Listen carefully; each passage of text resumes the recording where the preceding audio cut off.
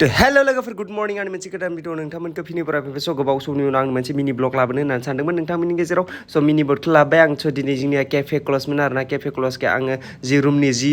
ड्रेसफोर दङ मुस्रि बेफोरखौ सोब लामनानै लाबाय आरोना सुनानै लाबाय स' जिखौबो आं गोजौआव लामहैयो मानो होनबा गोजौआव सान्दुं नाङो नालाय स' जिया मेसिनावनो रानफ्रामो आधा रानफ्रामखायो मेसिना थेवब्लाबो एसे फोराननांगौ जायो आरोना जि फोरानखांनानै आं डाइरेक्ट नैयाव फैयो केफेयाव थ' केफेया बेनो जोंना नोंथांमोना नायनो हागोन एसे गिदिरानो आरोना स' आं सानफ्रामबो साहा लोङो हिसाबै साहा फुदुंनानै लोंनोसै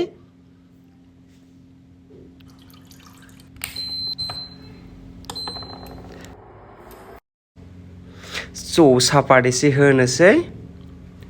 स' सिनि होबाय